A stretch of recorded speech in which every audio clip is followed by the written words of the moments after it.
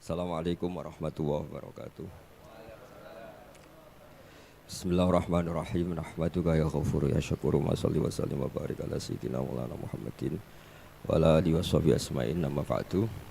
Tengarso Habib Ahmad bin Idris Al-Habsyi juga keluarga. Tengarso para sesepuh wakil khusus ketua pusat PPIP Bapak Dwi Hartono dan yang mewakilinya Bapak Rizal Fakhruddin, teman-teman semua dari Direktur Indonesia Power, Bapak Hasin Sidki, semuanya yang saya hormati, jajaran direksi. Iki ngaji santai-santai napa muhasabah. Kon roh anane muhasabah. Pak Zainuddin. Muhasabah itu kalau Kiai Jawa maknani itu ngoreksi diri sendiri. Jadi menghitung diri sendiri. Ini pas bidang yang saya tekuni tadi karena Habib Ahmad yang minta kemarin sama Ibu siapa dari Indonesian Power itu. Ibu Lia, saya turutin sekaligus saya sambil belajar terus tentang muhasabah. Dalam konteks Indonesia, muhasabah itu sudah jadi perilaku ya. Karena dulu orang tua saya, guru-guru saya kalau ngandani itu, bayangkan kalau kamu jadi dia. Jadi misalnya kita mentang-mentang atasan, otoriter sama bawahan, bayangkan kalau kamu jadi yang bawahan itu kayak apa? Laukun tamakanah, kalau orang Arab bilang, bayangkan kalau kamu di posisi dia. Makanya guyonannya orang-orang Indonesia itu kan orang ngaramkan judi gitu, bareng dikasih tahu. Tapi yang menang anak jenengan, alhamdulillah. Ternyata ngaramkan itu karena ada anaknya. Kalau anaknya yang menang ya seneng. Meskipun itu guyonan, tapi saya punya padanan itu dalam kitab Hikam. Nabi Ibrahim itu Khalilur Rahman, tentu bencinya minta ampun sama yang namanya maksiat. Suatu saat beliau diterbangkan di alam malakut. Itu kalau di Hikam saya halaman 15 juga. Saya masih ingat betul. Mungkin kalau Anda beda halaman karena beda cetakan. Atau enggak punya kitabnya. Atau punya tapi tidak bisa baca. Nah itu jadi berbagai kemungkinan. Atau punya tidak bisa baca tapi dianggap jimat.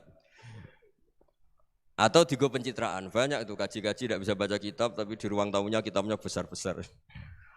Pencitraan itu. Tapi ya bagus lah, enggak apa-apa untuk syiar.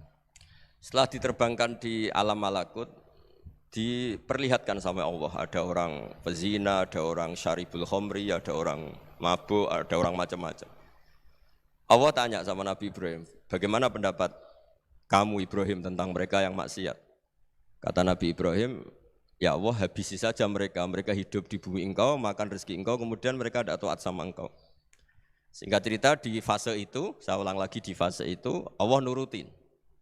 Sampai sekian peristiwa, mungkin 3 atau 4. Sudah, setelah sekian tahun Nabi Ibrahim lupa peristiwa itu, kemudian beliau diminta menyembelih anaknya. Ini versi kitab Hikam. Memang versinya banyak tentang kenapa Nabi Ibrahim disuruh menyembelih anaknya. Ketika mau menyembelih anaknya, Nabi Ibrahim ragu. Huwa samratu fuadi. Anak saya ini buah hati saya, kenapa engkau suruh menyembelih?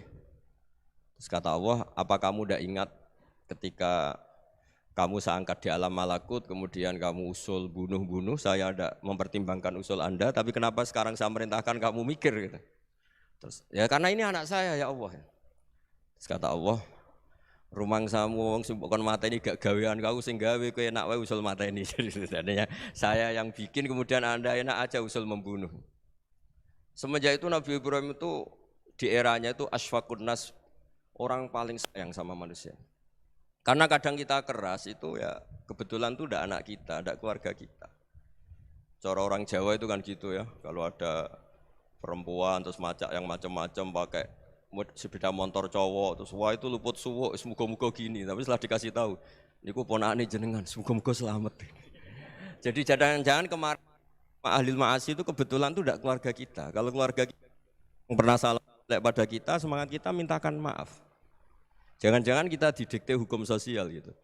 Jadi orang yang salah, kebetulan tuh orang yang menservis kita. Atau keluarga kita, atau orang dekat kita. Jangan-jangan semangat kita mintakan ampun. Tapi kalau sama orang lain, kebetulan musuh kita semangatnya minta itu kena adab. Nah ini yang enggak boleh dalam Islam. Islam mengajarkan niru Rasulullah SAW, Nabi itu rahmatal lil alamin. Bahkan kemarin saya ngaji virtual sama beberapa habaib, ada Habib Ali Al-Jufri dari Mesir, ya. Ada Habib Alwi dari Kuitang, ada Habib Nabil Al-Musawa. Dari sekian habaib itu saya masih ingat diantaranya yang didawuhkan rahmatan lil alamin itu ketika Nabi adahu kaumuh, disakiti oleh kaumnya, dan itu mereka masih kafir semua. Itu mereka dapat doanya Nabi Allahumma hdi qaumi fa innahum la ya'lamun. Kayak apa baiknya Nabi, orang yang menyakiti, yang melukai, tapi Nabi masih berdoa Allahumma hdi qaumi fa innahum la ya'lamun. Sayyidina Umar dapat doanya Nabi itu yakhina kana kafiran, ketika masih kafir didoakan. Allahumma aizzal Islam bi Umar. Itu ketika masih kafir. Itu pelajaran bagi kita bahwa yang sedang tidak cocok pun itu berdapat doa kita. Ya doa supaya kondisi kita baik, hari tambah baik. Karena agama ini saya berkali-kali bilang limangka nayarjuwa hawal yawmal akhir. Agama ini diperuntukkan bagi yang selalu punya harapan pada Allah Subhanahu wa taala. Saya cerita muhasabah ini tentang hubungan kita dengan Allah. Di Indonesia itu banyak orang fasik, banyak orang nakal. Ya di mana-mana orang nakal itu ya mayoritas wa aksaruhum fasikun. Tapi berkahnya harapan. Mungkin saya kira nakal sok benda, mungkin saya kira sholat sok ben sholat, mungkin sekarang belum sakhok, belum dermawan, suatu saat dermawan. Barokahnya itu kefasikan ini dianggap sementara, sedang fasik, sedang tidak benar. Karena kiai-kiai kita, para guru-guru kita, para habaib utamanya itu mesti bilang semoga husnul khotimah. Nah barokahnya doa itu, semoga husnul khotimah itu menjadikan satu pola sosial. Yang sedang fasik ini masih diharapkan jadi lebih baik, jadi lebih. Sehingga kita tidak ngambil sikap ekstrim, yang ingin menghabisi atau ingin mengadili, tidak. Karena selalu kita punya harapan. Dan agama ini limangka nerjuwa hawal yawmal akhir. Bayangkan itu kalau yang nakal itu anak kamu. Pasti kamu nggak ingin kan langsung dapat azab, dapat apa. Padahal kita semua jadi tokoh ini abul kulli, bapak dari semuanya. Sehingga ketika Rasulullah SAW jalan-jalan kemudian melihat perempuan sedang menyalakan api. Kalau apinya mati ditiup, anaknya dijauhkan. Nanti kalau sudah jauh dari api, anaknya digendong lagi. Terus kata Rasulullah, matur ke semua sahabat, Aro'aitum anna hadih tarihatan waladaha alan nar. Apa kamu berpendapat bahwa perempuan ini akan melemparkan anaknya ke neraka? Tidak ya Rasulullah. Tidak akan seorang ibu melemparkan anaknya ke api. Terus kata Rasulullah, Allahu arhamu min hadih biwaladiha. Allah lebih rahman, lebih rahim dibanding orang tua ini kepada anaknya. Ini yang harus kita kenalkan terus, kita kampanyakan terus. Supaya orang hubungannya dengan Allah itu nyaman, asik. Sehingga dengan demikian selalu ada harapan bahwa yang sedang nakal ini suatu saat tobat. Kita tidak boleh menghukumi pasti begini, pasti gini. Itu tidak wilayah kita. Itu juga yang dicontohkan Rasulullah SAW.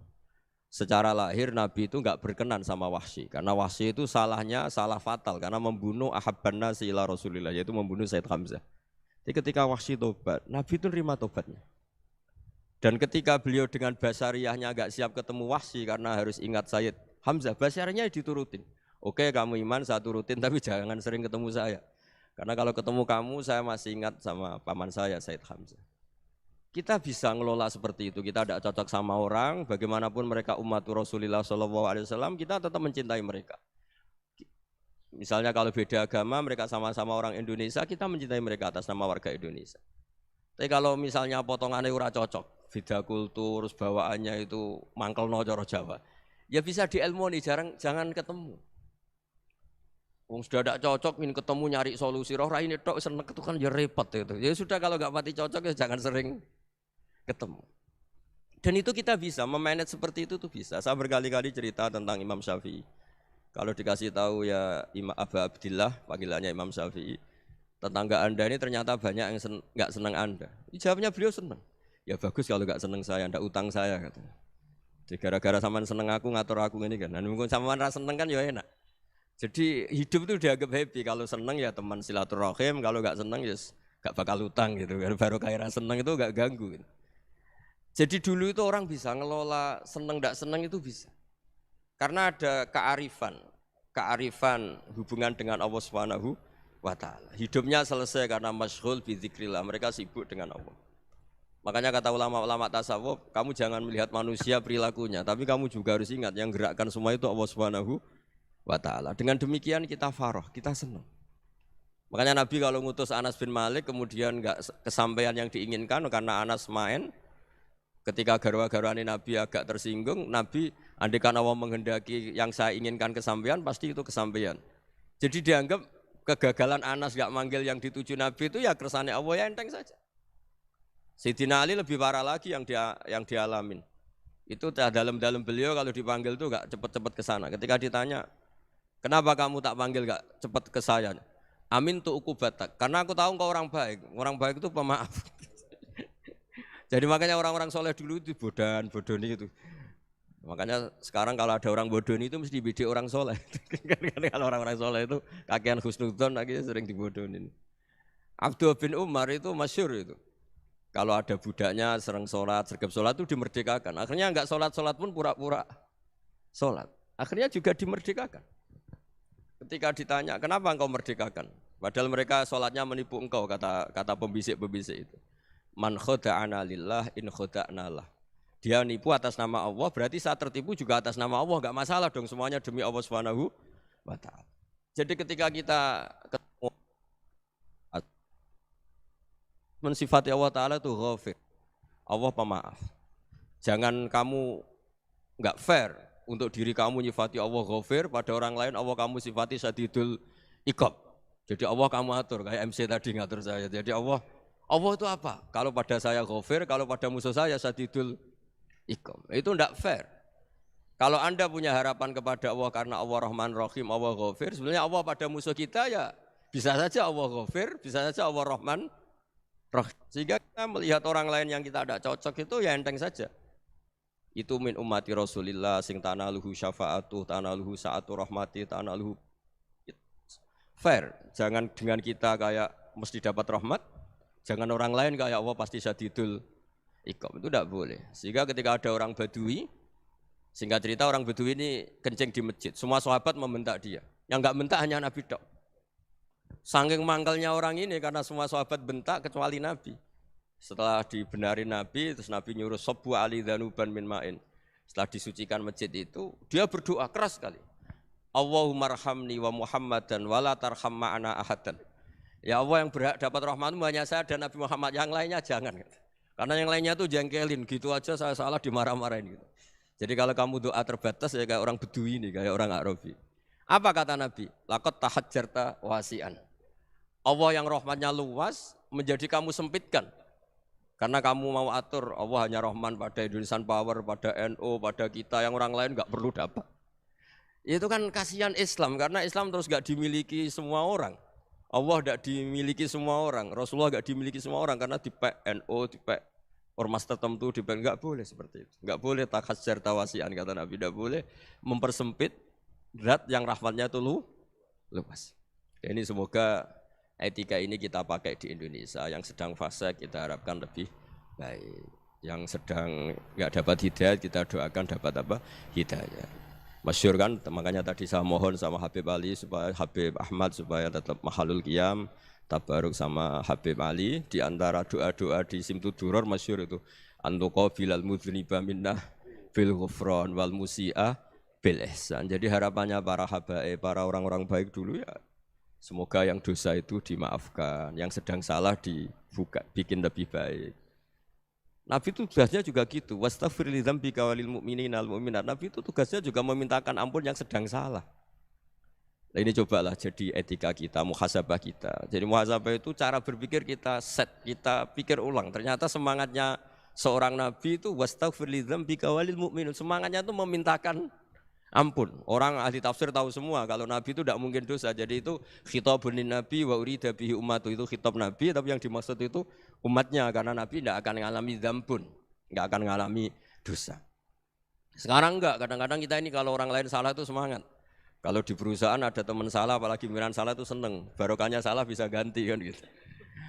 Jadi kalau mungkin di dunia tokoh juga gitu, barokahnya ada tokoh salah, kita yang jadi populer sendiri, tidak boleh seperti itu. Kita harus salimus sodri di jami'il muslimin. Jadi ini harus dilatih. Saya tadi matur sama Habib Ahmad, latihan kita jadi hidup. Nabi itu kalau resep jadi wali itu kata Nabi gampang. Kata Nabi kalau kamu ingin disenangin Allah, ya sudah. Kalau kamu asbahta, amseta gini-gini, perasaan kamu kata Nabi jangan punya perasaan ghil sama orang muslimin. Itu sudah wadzalika min sunnati. Makanya Nabi ngendikan la yablughni ahadun an ahadin syai'an. Ada yang baca la yuballighni ahadun an ahadin syai'an. Seseorang jangan melaporkan ke saya tentang salahnya yang lain. Fa inni akhruju ilaikum wa ana salimus sadri. Karena saya ingin ketemu sampean semua dalam keadaan salimus sadri, tidak punya perasaan apa-apa. Karena kalau nurutin pembisik, nurutin informasi itu ya repot, karena orang pasti sepihak. Ada kiai yang top, datang ke kampung-kampung ning desa-desa. Kata yang seneng itu punya akhlak. Wah itu bagus orang besar datang ke kampung-kampung. Kata yang enggak seneng, wah itu jobnya kiai kecil kok diambil, itu kan ya kasihan itu kan sudut pandang. Makanya saya sering bilang, akal kita ini cukup untuk mentasdik Rasulullah SAW. Meskipun perasaan kita kadang orang Jawa itu beda. Saya berkali-kali bilang sama peneliti dari Jogja, kenapa sih Gus para nabi itu kok poligami istrinya banyak? Nabi Dawud katanya itu berapa? Nabi Sulaiman malah jumlahnya agak terbatas. Nabi Muhammad itu paling sedikit. Saya tanya gini, perempuan itu orang lemah, jadi kalau nolong orang satu gimana baik? Kalau nolong orang dua ya lebih baik, ya sudah kira-kira seperti itu. Paling tidak akal kita masih tahu kalau orang baik itu kan mesti baik. Nolong orang satu baik, nolong orang dua ya lebih baik, nolong orang tiga lebih baik. Tapi kalau kamu orang nggak baik, satu saja kamu terlantarin, kamu miskinkan, kamu ya tinggal diukur kan. Kalau orang baik nambah baik, tapi kalau orang buruk tambah buruk. Nah itu akal. Akal kita bisa menganalisis kenapa sih nikah itu ada yang poligami, ada yang enggak. Ya sudah ukur saja diri kamu. Misalnya kayak saya elek keriting, rabi terus, memperbanyak wong elek, orang perilaku netok, raine dadi elek kabeh. Tapi nak kowe ku ganteng, alim, ganteng, sugih, anake ganteng-ganteng, berhubung kowe saleh ahli swarga kabeh, mertua yo bangga karena karir kamu meyakinkan, ini mertua kamu aja enggak bangga mau nambah. Ipar enggak bangga, mertua enggak bangga, desa kamu yang kamu wayai juga enggak. Beda dengan Nabi ketika nikah Juwairiyah itu enggak ada pernikahan sebarokah Nabi dengan Juwairiyah itu. Azharu Rasulillah, di situ habis perang banyak tawanan gara-gara jadi besanya Nabi langsung dibebaskan semua karena Azharu Rasulillah. Sekarang besanya Kanjeng Nabi. Dulu Abu Sufyan mangkalnya bukan main sama Nabi. Gara-gara putrinya dinikah terus langsung jadi. Kalau kamu kan enggak, nikah satu, nikah lagi, satu kampung musuh kamu. Karena istri pertama ya cemburu, yang kedua agak bangga. Wah itu selesai itu. Di dunia wal akhirah. Maksud saya, nganalisis Islam itu harus pakai akal. Dan akal yang dipakai, ini saya bawa ke kitab Ihya, adalah pikiran-pikiran para ulama. Makanya ketika Imam Ghazali ketika ditanya, fakaifa bi muslimin fasikin, asawwaha fi jami'i amri. Kalau ketemu orang fasik, orang Islam tapi fasik, perilakunya enggak ada yang benar. Kata Imam Ghazali jawabnya lucu, aneh. Ma min muslimin illa wa islamuhu ta'ah. Tidak ada orang Islam kecuali dia mau Islam, membenarkan Allah dan Rasul itu sudah taatnya dia. Kok kamu tidak bisa melihat taatnya dia? Dia pikirannya kan ini pemabuk, ini tukang apa. Tapi kata Imam Ghazali, sebenarnya kamu masih bisa berpikir positif. Ma min muslimin illa wa islamuhu ta'ah. Tidak ada seseorang Islam ketika dia milih Islam itu pasti ada taatnya, yaitu tasdik pada Allah dan tasdik kepada Rasulullah SAW. Jadi dengan pola seperti itu, maka di antara guru-guru kita yang modern ya di era Mbah Maimun, di sini ada Habib Ahmad. Habib Salim syair yang sering dibaca beliau adalah ada orang munajat sama Allah, ini cerita munajat. Itu orang itu ngendikan gini. Ana mutnibun, ana mukhtiun, ana asi. Huwa rahimun, huwa ghafirun, huwa afi. Ya Allah, saya mukhti, saya orang yang salah. Ana mutnib, saya orang yang dosa. Ana asin, saya sering maksiat. Tapi engkau ya Allah, engkau ghafir, pemaaf. Engkau rahim, maha pengasih. Engkau afin, yang mudah memaafkan. Terus kata orang ini, ya agak kurang ajar tapi saking senengnya sama Allah. Qobal tuhunna salasatan bisalasati. Ya gini saja ya Allah, sifat engkau diadu dengan sifat saya. Engkau Tuhan Gusti, enggak boleh kalah katanya. Terus wasatahliban ausofu ausofi, dan engkau pasti pemenangnya gitu. Jadi ada orang rayu Allah dengan cara seperti itu ya ada ya. Saya ini manusia, salah saya banyak. Engkau ampunannya banyak. Engkau Tuhan Gusti, enggak boleh ampunan Anda, ampunan engkau kalah dengan salah saya. Enggak boleh Tuhan kok kalah. Jadi untuk supaya orang punya harapan gitu. Banyak juga wali-wali yang jadab ketika datang ke makam Rasulullah SAW. Itu kalau dongo ya agak kacau sebetulnya, cara syariat agak kacau. Ya Allah, engkau punya dua pilihan. Jika engkau menjadikan saya soleh, surah habibu, yang senang kekasihmu, yaitu Rasulullah SAW.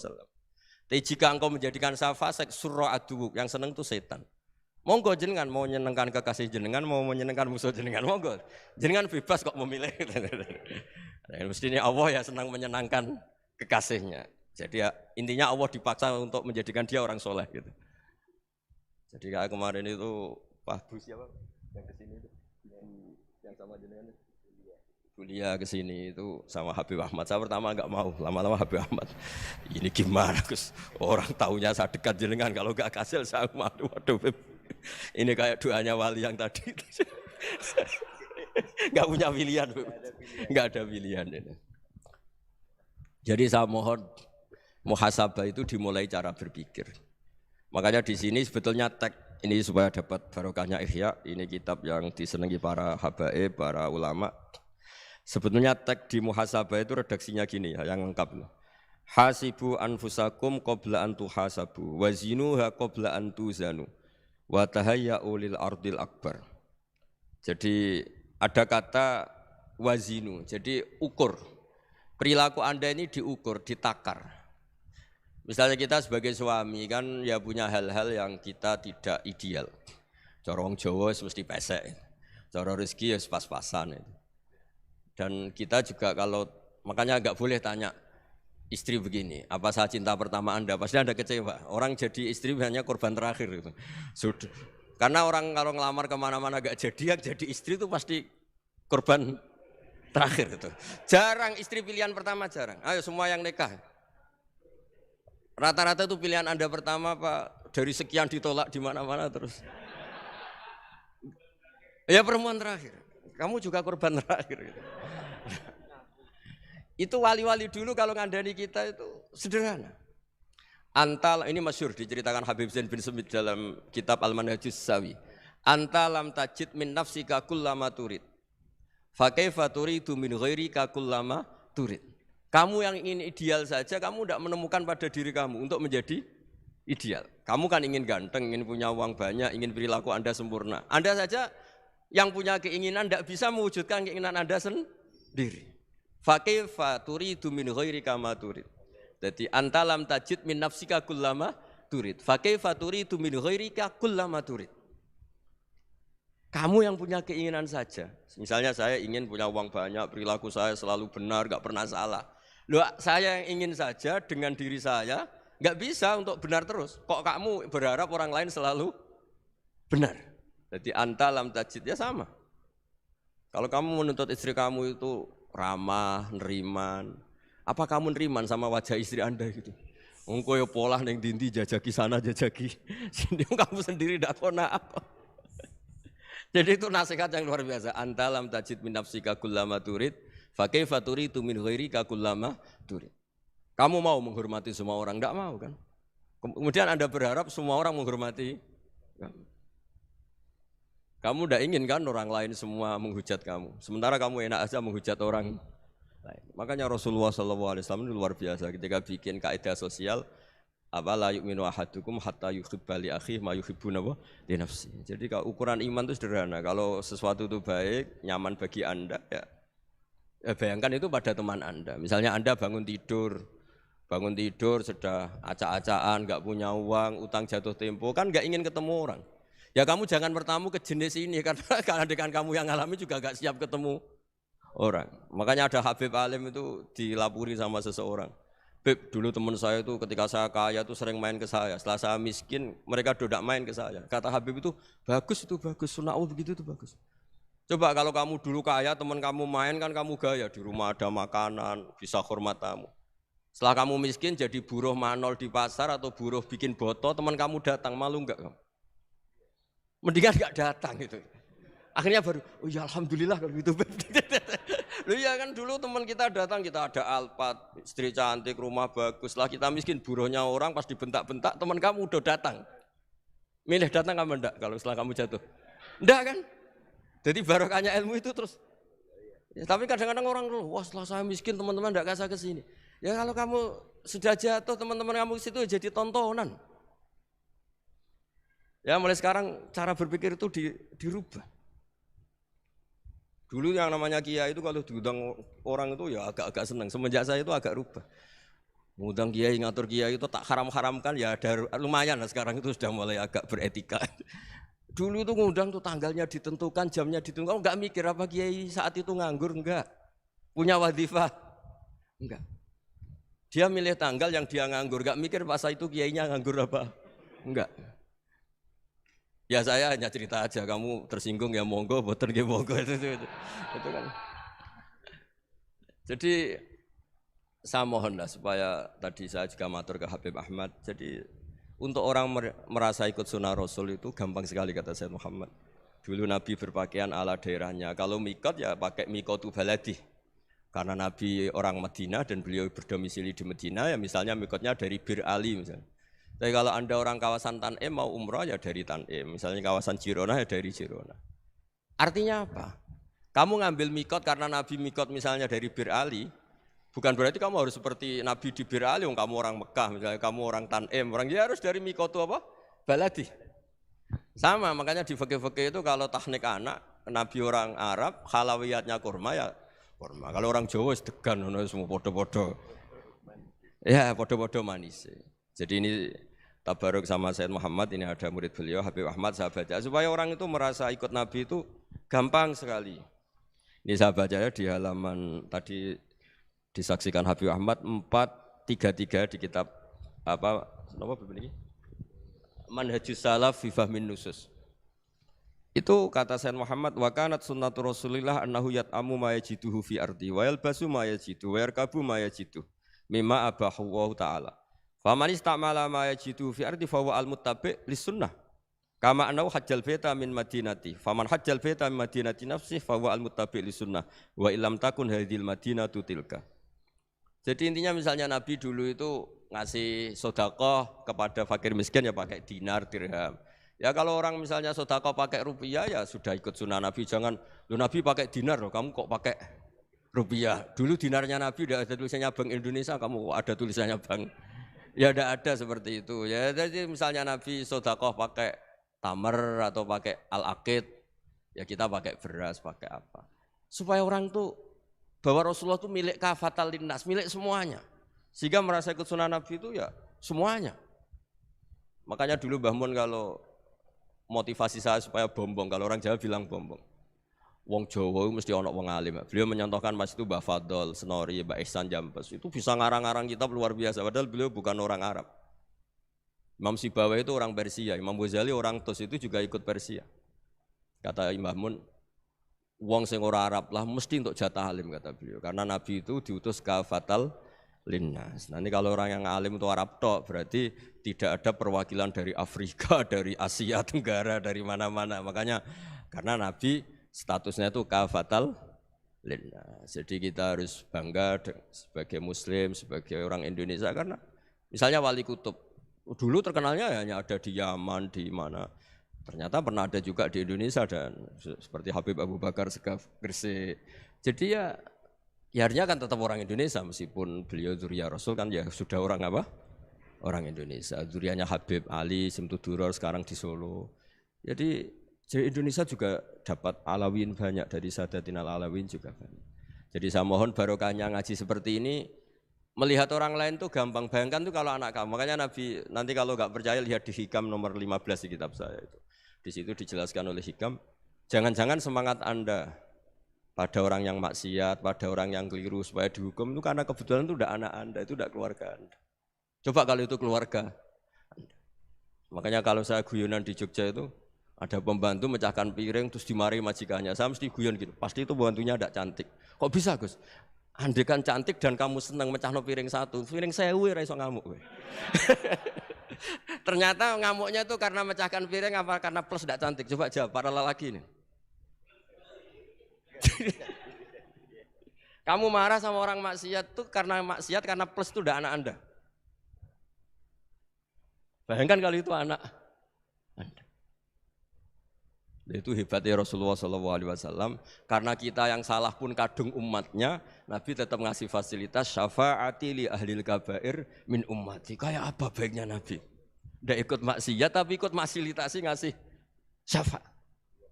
Loh kalau li ahlil ibadah kan wajar. Nabi ketika ini syafaati li ahlil kabair min ummati.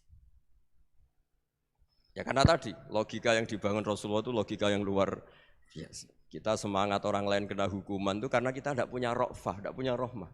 Coba kalau Rasulullah yang bil mu'minina ra'ufur rahim, semangatnya itu mendoakan supaya tobat, mendoakan diampuni.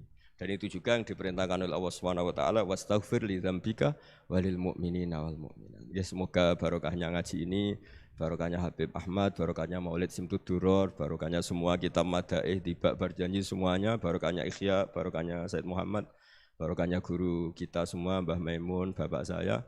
Kita ini ngikuti manhaj, ya, ngikuti apa? Manhaj. Saya sering didhawuhi Mbah Mun, kenapa ihdinas siratal mustaqim bukan sirotoka? Bukan jalan engkau ya Allah. Karena Allah itu enggak bisa kamu tiru. Allah itu tidak tidur, tidak makan, tidak kesel, tidak capek.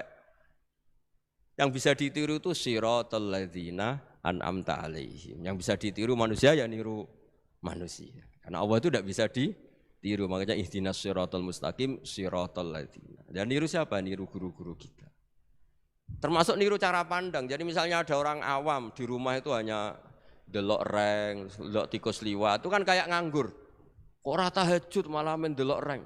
Melihatnya jangan gitu. Huwa tarokal ma'asiyah. Dia di rumahnya tidak dugem, tidak kemana-mana. Dia berarti malam itu tarkul ma'asi. Tidak nyopet, tidak garong, tidak ke tempat maksiat. Susahnya apa sih husnudzon? Jadi jangan lihat huwa tarkut tahajud, huwa tarokat tahajud, wa taroka qiyamal lail. Oke ya, namanya orang begitu ya tidak tahajud, tidak qiyamul lail. Tapi susahnya apa sih kamu bilang huwa tarokal ma'asiyah, dia juga meninggalkan maksiat, dan tarkul maksiat itu ibadah. Supaya orang tuh gampang lah husnudzon sama orang muslim. Ini orang mukmin, orang yang luar biasa. Di mata Allah itu orang yang luar biasa. Kayak tadi Imam Ghazali, kalau saya ketemu orang muslim kemudian dia tidak pernah baik, gimana? Kata Imam Ghazali, ma min muslimin illa wa islamuhu ta'ah. Tidak ada orang Islam ketika dia mentasdihkan Allah dan Rasulullah, berarti dia juga punya taat. Ya ini latihan saja, sing iso nglakoni Habib Ahmad kula namung cerita mawon.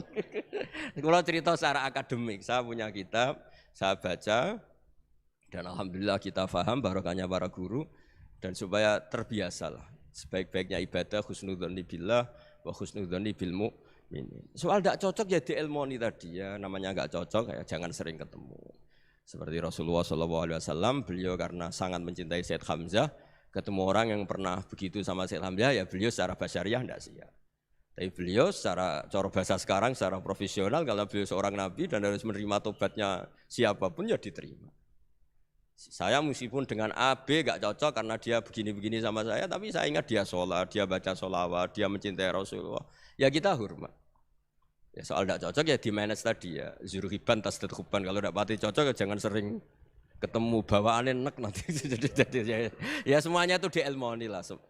Makanya ngendikane Ma'ruf Al-Qurhi ada yang baca Al-Kharki, mangqala fil yaumi salasa marrat aw marham umat Muhammad kutiba minal abdal. Karena semangat mencintai siapapun satu hari sering baca marham umat Muhammad, wa asli umat Muhammad, wa tajawaz an ummati Muhammad, itu mesti kutiba minal abdal. Dia pasti termasuk wali abdal. Maksudnya semangat mencintai.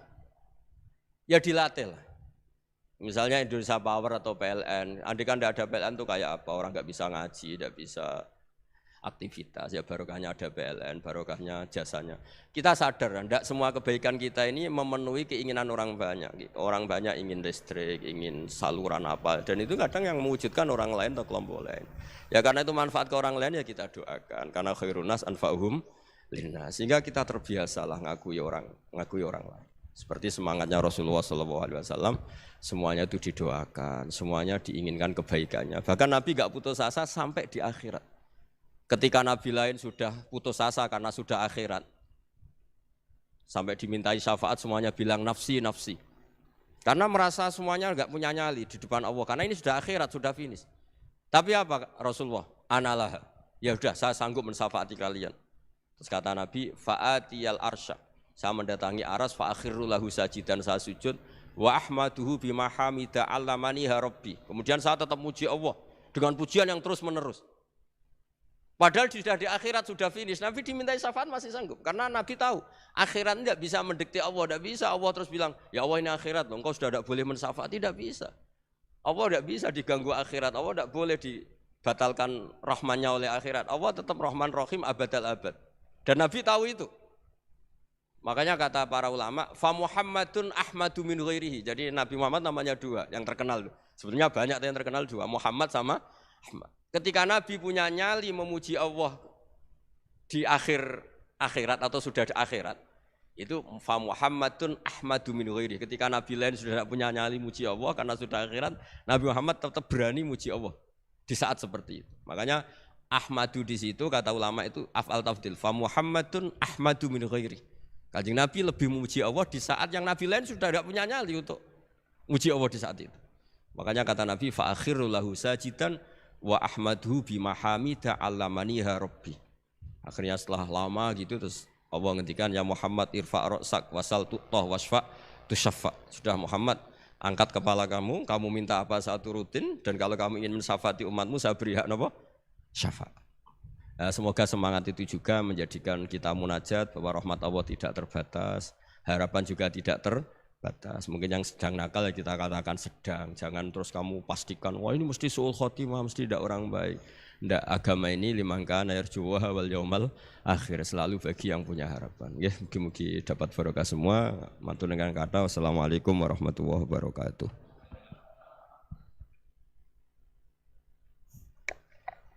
Itulah barusan pemaparan daripada narasumber kita terkait ngaji bareng dengan Gus Baha dalam rangka muhasabah diri dengan bermunajat. Semoga dengan pemaparan yang disampaikan oleh narasumber kita bisa mengambil hikmah sehingga kita bisa menjadi hamba Allah Subhanahu wa taala yang beruntung, yaitu hamba Allah yang beruntung adalah hamba Allah yang hari ini, minggu ini, bulan ini atau tahun ini adalah lebih baik daripada tahun kemarin. Bukan menjadi hamba Allah Subhanahu wa taala yang merugi, yaitu di mana hari ini, minggu ini, bulan ini dan tahun ini sama dengan tahun kemarin. Lebih-lebih jangan sampai kita menjadi hamba Allah Subhanahu wa taala yang celaka. Artinya hari ini, minggu ini, bulan ini dan tahun ini lebih buruk daripada tahun kemarin. Dan selanjutnya yaitu dialog. Ngapunten Gus, ini ada beberapa pertanyaan.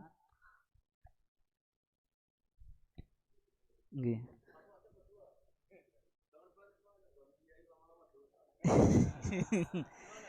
Ini saya hanya membacakan mawon Gus. Ada beberapa pertanyaan yang masuk. Korbannya saya.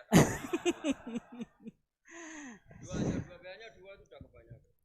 Ya, dua pertanyaan. Yang pertama dari Ketua DKM Masjid Raudhatul Jannah PLTGU Grati, Gus. Yang pertama yaitu Allah Subhanahu wa taala berfirman di dalam surat Kahfi ayat 110, Qul innama ana basyarum mislukum yuha ilayya annama ilahukum ilahu wahid faman kana yarju liqa'a rabbi falyamal amalan shalihan wa la yusyrik bi ibadati rabbih ahada. Yang artinya, katakanlah Muhammad, sesungguhnya aku ini hanya seorang manusia seperti kamu yang telah menerima wahyu bahwa sesungguhnya Tuhan kamu adalah Tuhan yang Maha Esa.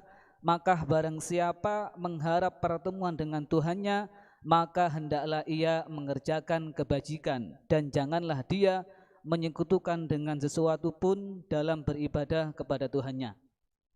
Di sini barang siapa ingin bertemu dengan Tuhannya, maka hendaklah melakukan kebajikan dan jangan menyekutukan dengan sesuatu apapun dalam beribadah.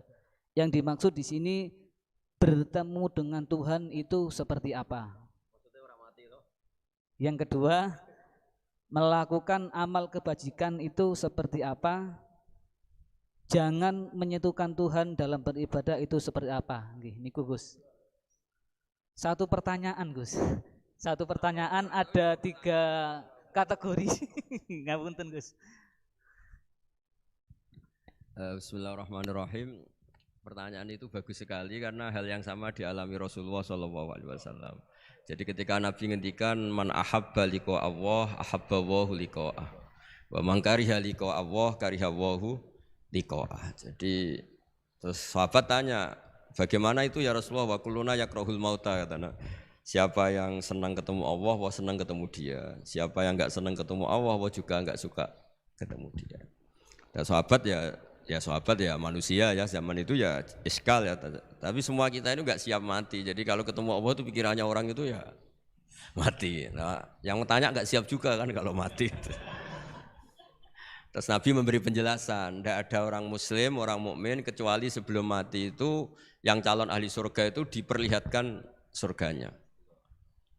Jadi mamin ahadin ilka waqad alima maq'adahu minal jannah awinnar. Ketika melihat surga yang sudah gemah ripa, sudah luar biasa. Mungkin kalau para cowok yang bayangkan bidadari banyak, cantik-cantik, gak minta belanja. Neng dunia wis elek jaluk aneh-aneh kan ruwet. Nah, itu terus langsung seneng pengen ning swarga. Jadi kalau ada orang mati kok tidak semangat, berarti belum dipertontonkan surga. Nah, ketika dipertontonkan surga kan sudah tidak ada kerja, tidak ada atasan, tidak ada bawahan, tidak ada istri cerewet, tidak ada teman bodoni, pokoknya di surga itu kan enak semua. Nah, terus seneng. Lah kira-kira liqa Allah ya seperti itu. Ketemu Allah itu artinya ketemu ridhonya, ketemu kebaikannya.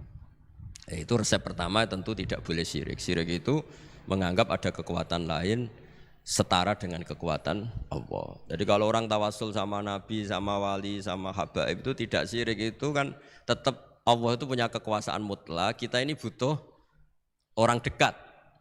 Bukan mensetarakan orang dekat ini sama Allah Subhanahu wa ta'ala, itu jelas tidak. Ada orang Islam yang punya perasaan ada kekuatan lain setara dengan kekuatannya Allah Subhanahu wa ta'ala. Makanya Nabi sudah menjamin, saya tidak pernah takut kalian melakukan syirik, karena siapapun yang punya iman pasti tidak akan mensetarakan yang lainnya sama dengan Allah Subhanahu wa ta'ala. Jadi makanya keyakinan ahli sunnah, keyakinan guru-guru kita, wasilah itu tidak termasuk syirik. Karena ya di hatinya sama sekali gak ada hukum penyetaraan. Maknanya syirik, tasyrik itu kan mencetarakan. Jadi itu penting dicatat ya, supaya kita clear, tidak ada perasaan seperti itu. Nah caranya ada syirik gimana ya tadi? Dielmoni lah, dielmoni. Misalnya kamu senang seseorang di kuburan ya sendiri, ketemu hisab ya sendiri, apa-apa sendiri. Misalnya kita dicintai banyak orang, ketika di kuburan ya dibiarkan sendiri. Misalnya munamuni seneng Gus Pak, misalnya aku mati baru ditinggal. Nah, ya kan sama aja, baru dipendem gitu. Makanya guyonannya sahabat itu guyon tapi masuk akal itu. Ketika Rasulullah wafat itu semua sahabat dilupakan kali itu Rasulullah, sehingga berani mengubur. Lupa semua. Setelah datang, pulang semua ketemu Sayyidah Fatimah. Ya Anas, kamu tadi ikut cara basa Jawa mengubur Nabi. Wah, terus diingatkan sama Fatimah, kamu teganya, kamu semua mengklaim mencintai Nabi, kenapa taksu alaihi turab?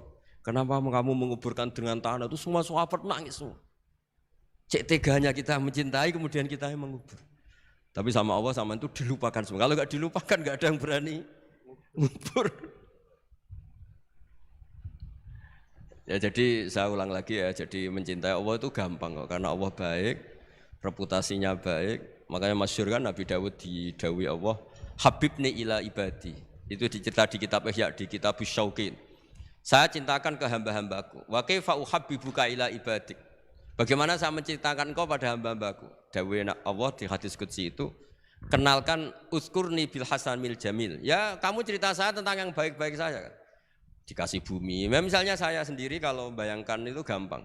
Kalau saya dikasih rumah Habib Ahmad setahun gratis, saya akan muji beliau orang baik. Padahal hanya setahun dikasih gratis.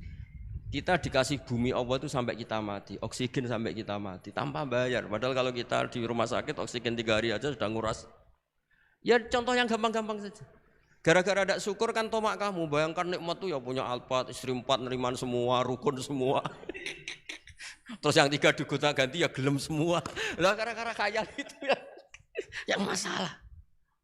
Padahal kalau kita dikasih rumah orang, Alphard orang gratis itu senengnya. Lah Allah ngasih apa coba? Makanya uzkurni bil hasanil jamil. Sudahlah kamu nyebut saya itu yang baik. Fa innahum la yadhkuruni ilal jamil, kata Allah di hadis qudsi itu. Mereka ingat saya itu juga yang baik. Baik. Dan makanya ini kan latihan, walakinna wa habbaba ilaikumul iman wa zayyanahu fi qulubikum. Makanya saya dakwah itu ya yang gampang-gampang saja. Ya semuanya Islam ilmu swarga. Ya memang dawuh Nabi gitu, mangqala lil wa dakhalal jannah. Nah kita gara-gara khawatir dasar hati cilik, mangqala la ilaha illallah gak dakhalal jannah sik. Nak taate ngene matine ngene panjang sekali catatannya. Setahu saya ngapalkan hadis itu tidak ada catatannya. Mangqala la ilaha illallah dakhalal. Tahu-tahu kok sekarang banyak apa? Catatannya banyak. Ya coba artinya gini lah, kalau kamu hati cilik ya hati cilik ngarang kitab enggak apa-apa, bisartika dawakata tapi tetap saja itu enggak dawuh Kanjeng Nabi. Ya monggo nak ikhtiyat nggih monggo, tapi ya jangan terus saking ikhtiarnya terus dawuh Nabi semua dikasih catatan. Kan kasihan Kanjeng Nabi dawuh mangko lalu taqallal jannah. Ada resmi catatan ya hanya mukhlison biha qalbuh itu resmi itu. Tapi mukhlison biha qalbuh ikhlas yang dimaksud itu kata Ibnu Hajar Al-Asqalani itu la khaufan minas silah. Dulu orang munafik lafadzkan la ilaha illallah itu karena takut gak dianggap Islam. Zaman itu istilahnya khaufan minasilah. Tapi kalau orang Indonesia karena ada ancaman bagi yang tidak Islam, ya hampir pasti ikhlas karena gak ada takut apa coba gitu. Jadi lebih gampang gitu. Ya jadi maksudnya liqa Allah begitu. Ya pasti ikhlas gitu. Terus yang kedua apa tadi? Udah toh?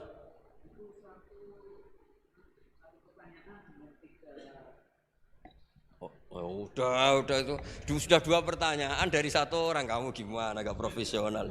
Nah nanti kalau 1 orang tanya 1000, yang 1 1000 berarti 2000. Saya tadi kan bilang 2 pertanyaan, bukan 2 penanya. Kamu gak pernah ngaji mantek kan? Kalau saya bilang 2 orang itu bisa 2000 pertanyaan. Saya akan bilang 2 pertanyaan, berarti ya. Semuanya juga gitu, kemarin OJK semuanya 2, kalau semua orang minta, wah ya ribet. Udah, nanti lainnya jawab kamu kan jadikan ustadz di Indonesian Power. Ya ustadz, masa jadi ustadz gajinya mau, pertanyaannya nggak mau, gimana? Nanti lainnya jawab sendiri. Anu Bib, niki saking panitia Bib. Anu Gus, ngapunten. Tentu, saking panitia pertanyaan nih Gus. Yang kedua, kan tadi terakhir nggih, tadi 1 pertanyaan dan ini pertanyaan yang kedua Gus. Nggih. Dari PP Indonesia Power. PP niki ngapunten Gus sanes pondok pesantren. Nggih. PP niki Persatuan Pegawai Gus. Nggih. Ngapunten.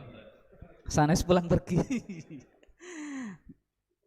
Pertanyaan yang kedua, ada hadis Nabi Muhammad sallallahu alaihi wasallam, "I'mal lidunyaka ka'annaka ta'ishu abada wa'mal li akhiratika ka'annaka tamutu ghadan."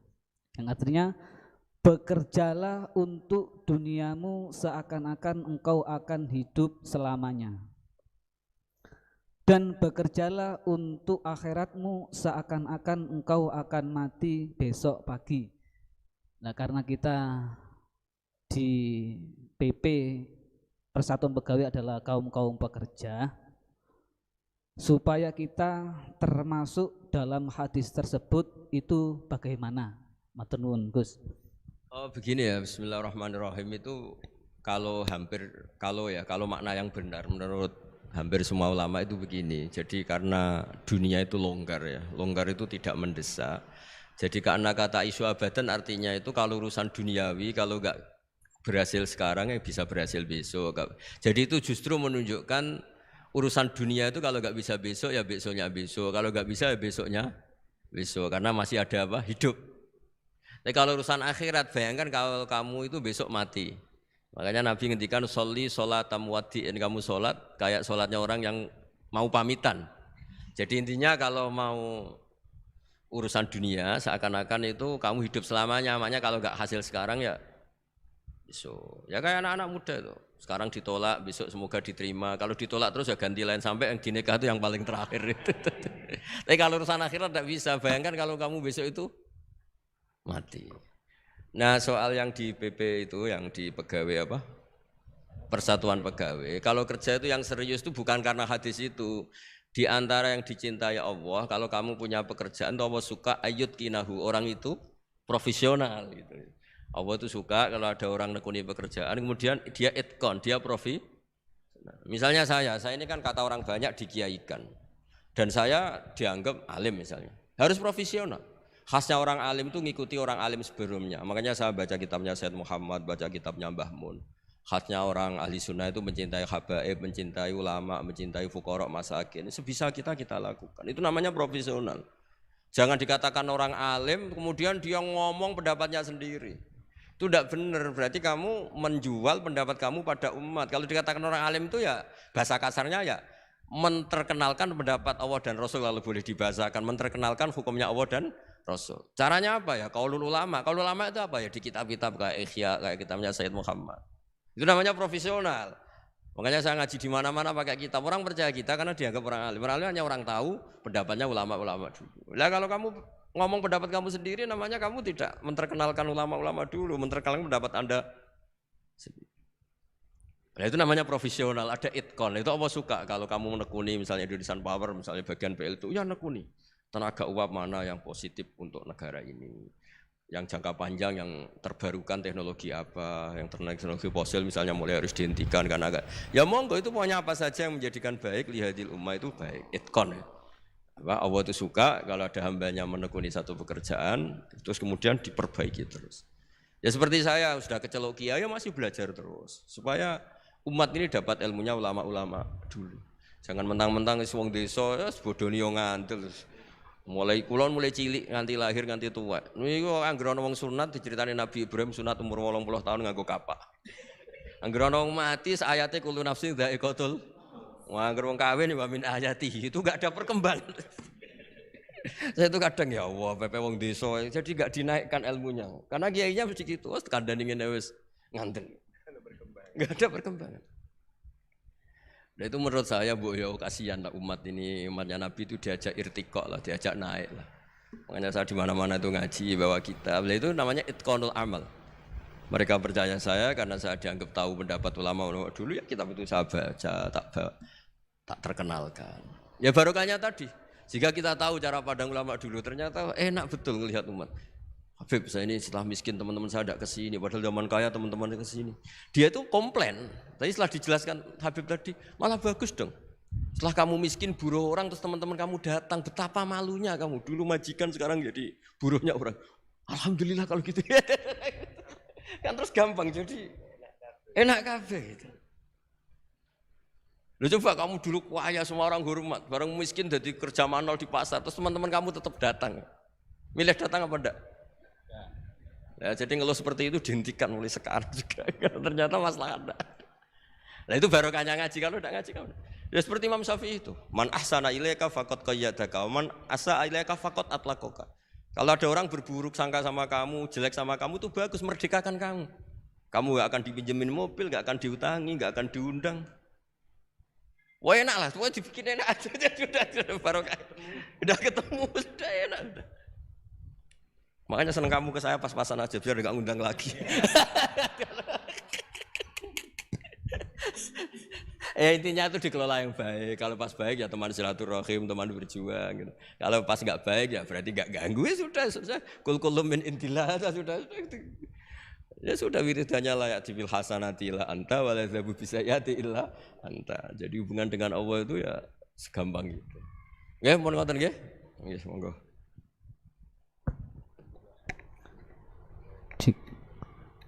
Baik, terima kasih disampaikan kepada guru besar kita Kiai Haji Ahmad Bauti Nur Salim.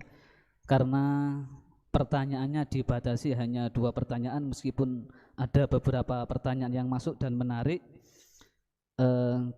kami ucapkan pertanyaannya belum bisa dijawab, mungkin bisa dijawab di saat kita ngaji bareng lagi dengan beliau. Semoga beliau memberikan waktu untuk PT Indonesia Power selalu ngaji bareng. Amin ya rabbal alamin. Untuk itu selanjutnya saya kembalikan lagi kepada MC dari Grati, kepada MC di Grati, dipersilakan. Ya, baik, terima kasih untuk Mas Zaidin yang telah memimpin jalannya tanya jawab ya pada kesempatan kali ini. Baik Bapak Ibu hadirin Insan Pomu yang luar biasa, kami ucapkan selamat datang dan selamat bergabung kepada Direktur Utama PT Indonesia Power, Bapak Muhammad Asim Siddiqui. Ya, selamat bergabung Bapak. Assalamualaikum. Selamat bergabung Pak Asim Siddiqui. Saya mendengar suara kami Pak.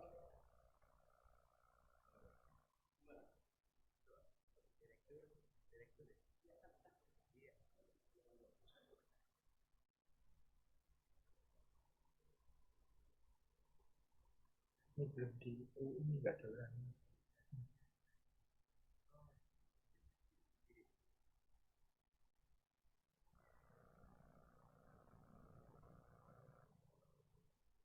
Iya. Tadi kami ucapkan selamat datang dan selamat bergabung kepada Direktur Utama PT Indonesia Power, Bapak Muhammad Asim Siddiqui.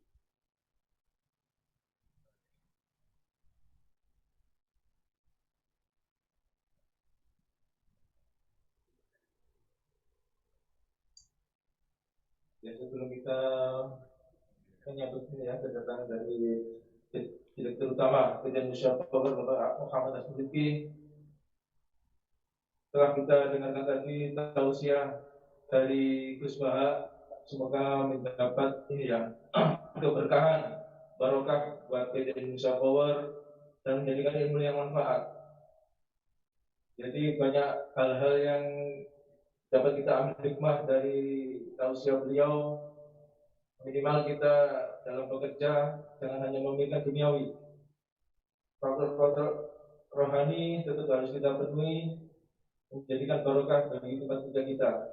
Minimal kalau berangkat kerja ya baca bismillah, ya barokah, hasilnya barokah untuk pekerjaan kita, keluarga kita, dan diberikan hasil yang maksimal, khususnya untuk PT Indonesia Power.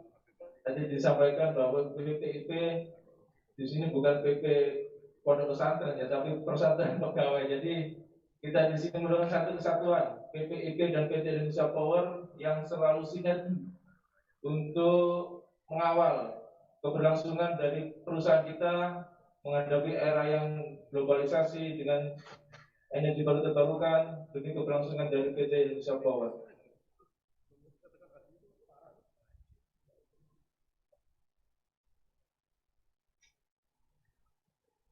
Untuk Pak Aksin, apakah bisa mendengar suara kami?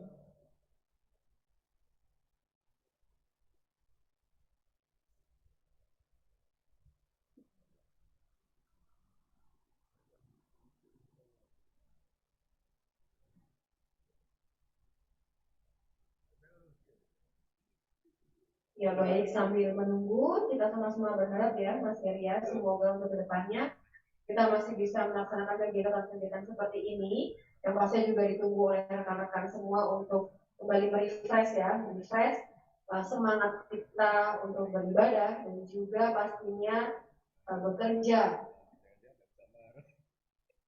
Jadi kalau boleh dikatakan bukan hanya ibadah, bukan hanya ngaji atau secara ritual, tapi juga keseharian kita juga diniati dengan menggapai itu dari Allah akan bernilai dengan ibadah. Jadi itu salah satu keutamaan kita dalam pekerjaan kita sehari-hari akan dapat bernilai dengan ibadah.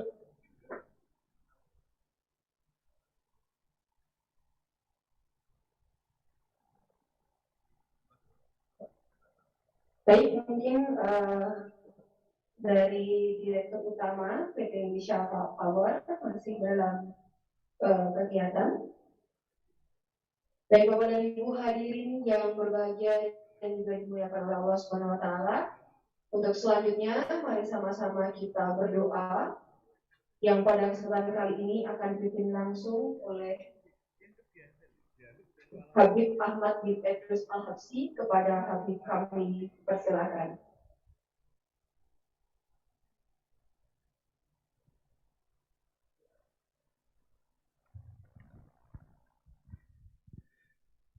Alhamdulillah, sebelum kami membaca doa, kami juga mengucapkan banyak-banyak terima kasih kepada guru kita bersama, yaitu Kiai Ahmad Bahauddin. Semoga kita doakan Allah Subhanahu wa Ta'ala selalu memberikan beliau perlindungan, dijauhkan dari segala fitnah, dijauhkan dari segala musibah, dan semua para muhibbin, orang-orang yang mencintai beliau, Allah Subhanahu wa Ta'ala tambah mahabbah, ziyadah mahabbah kepada Allah dan kepada Rasulullah sallallahu alaihi wasallam. Dan apa-apa yang disampaikan oleh beliau tadi adalah menunjukkan bahwasanya Islam ini adalah rahmatan lil alamin. Kita terus muhasabah, jangan sekali-kali kita suudzon kepada orang lain. Kita lihat ya, kalau ada orang yang bermaksiat atau paling tidak dia waktunya tidak menjalankan kemaksiatan. Jadi orang tadi itu biasanya sholat tahajud atau sholat duha, kemudian tidak sholat duha, dianggap oke, uang ini tidak apa, bukan ba'da istiqomah ya. Jadi bukan begitu. Jadi kita ambil seperti orang yang puasa dia tidur, nah bukan tidurnya tadi itu yang diberi pahala, tetapi apa? Karena dia tarkul ma'asi, dia meninggalkan kemaksiatan. Itu adalah selalu yang kita diajarkan oleh aslafun salihun, husnudzan li ibadih. Semoga Allah Subhanahu wa Ta'ala memberikan manfaat kepada kita semua, dan kita doakan kepada pemimpin semua, direktur utama PT Indonesia Power Bapak Ahsin Sidki beserta jajarannya direksi dan juga ketua perusahaan pegawai Indonesia Power Bapak Dwi Hantoro beserta jajarannya. Kita berdoa semoga Allah Subhanahu wa Ta'ala Indonesia Power dihindarkan dari segala fitnah dan gangguan-gangguan orang yang dengki, orang-orang yang alhamdulillah nggih insyaallah. Nah, ini alhamdulillah direktur sampun hadir. Nah, kami mari kita bersama-sama mendengarkan. Allahumma shalli ala Muhammad. Selamat bergabung Pak Ahsin Sidki. Assalamualaikum, salam takrib untuk Habib, untuk Gus Baha, salam takdim dari sang murid ini, mudah-mudahan barakallah. Afwan baru bisa bergabung.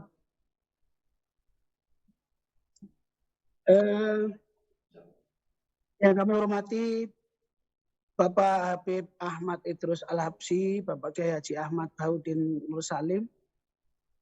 Mudah-mudahan Allah selalu memberi ridho dan kesehatan pada beliau berdua. Yang saya hormati teman-teman pengurus pusat Persatuan Pegawai yang sangat saya cintai dengan seluruh anggotanya, yang setiap hari juga beribadah kepada kami melalui pembangkitan listrik yang sampai kepada tujuan semua masyarakat yang kita sama-sama sayangi. Izinkanlah saya Muhammad Ahsin Sidki memberikan ucapan terima kasih atas kehadiran Pak Habib dan Gus Baha yang sudah mendoakan dan memberikan pencerahan kepada kami. Mudah-mudahan Allah SWT memberi balasan dan memperkuat nawaitu kami untuk selalu mengabdikan diri kepada Allah melalui profesional di bidang kelistrikan. Tentu tugas-tugas ke depan sangat tidak mudah, Habib. Jadi sekarang ini La Nina, jadi kami menghadapi angin dan badai, sementara batu bara kami kirim dari Sumatera, Kalimantan untuk menuju ke Jawa. Nah, sehingga memang kami sedang berusaha bagaimana Allah memberikan tanda-tanda alam dan kami harus menghadapinya. Tetapi insya Allah dengan doa tadi semua, termasuk karyawan kami selalu semangat bahwa setiap listrik yang mengalir adalah pahala buat kita semua. Itu nawaitu kita.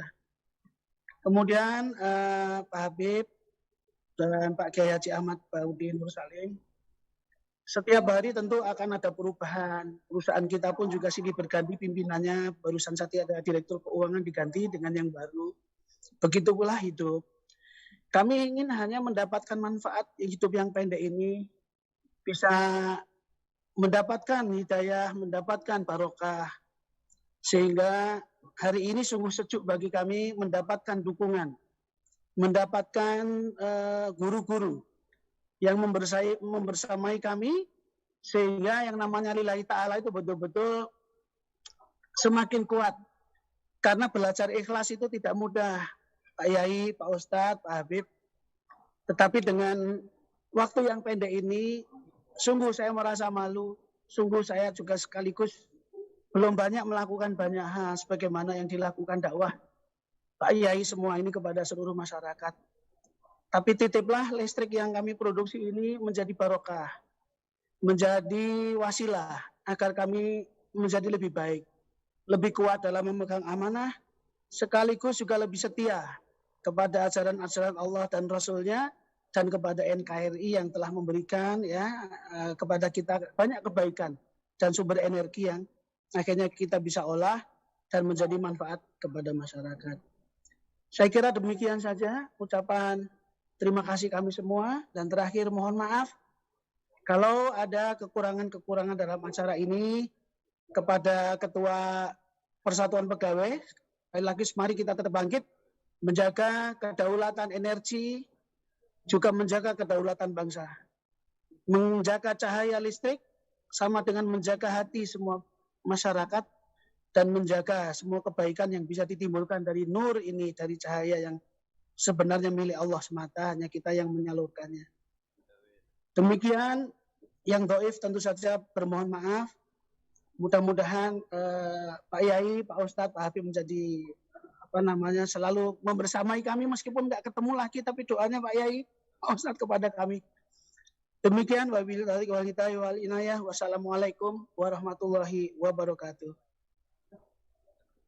Warahmatullahi wabarakatuh. Ya, terima kasih kami ucapkan kepada Pak Habib sambutan dan sapaannya. Baik Bapak dan Ibu hadirin yang berbahagia, selanjutnya mari sama-sama kita memanjatkan doa kepada Allah Subhanahu wa taala. Pada kesempatan kali ini doa akan langsung dipimpin oleh Al Habib Ahmad bin Idris Al Habsyi. Kembali kami persilakan.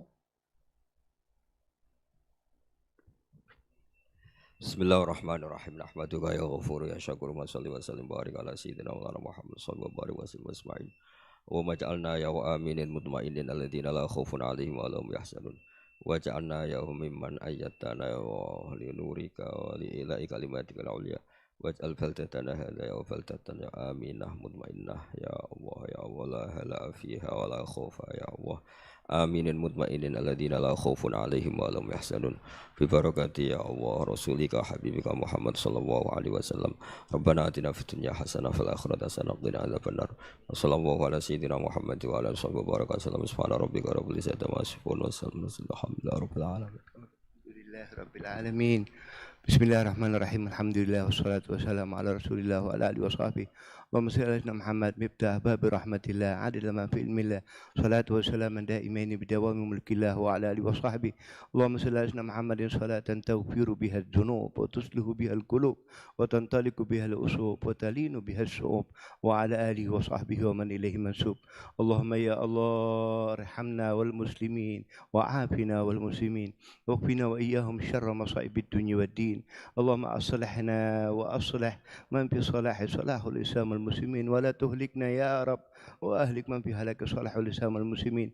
اللهم اجعل جمعنا هذا جمعا مرحوما تفرقنا من بعده تفرقا معصوما ولا تجعل فينا ولا معنا شكيا ولا محروما. اللهم يسر لنا أمورنا اللهم يسر لنا أمورنا مع الراحة لقلوبنا وأبداننا والسلام والعافية بديننا ودنيانا. اللهم اهدنا فيمن هديت اللهم اهدنا فيمن هديت وعافنا فيمن عافيت وتولنا فيمن توليت وبارك لنا فيما أعطيت وقنا برحمتك شر ما قضيت فإنك تقضي ولا يقضى عليك وإنه لا يذل من واليت ولا يعز من عاديت تبارك ربنا وتعاليت فلك الحمد على ما قضيت نستغفرك ونتوب إليك. ربنا آتنا من لدنك رحمة وهيئ لنا من أمرنا رشدا. ربنا آتنا في الدنيا حسنة وفي الآخرة حسنة وقنا عذاب النار. وصلى الله على سيدنا محمد وعلى آله وصحبه وسلم. سبحان ربك رب العزة عما يصفون وسلام على المرسلين والحمد لله رب العالمين. سر الفاتحة. فاتحة.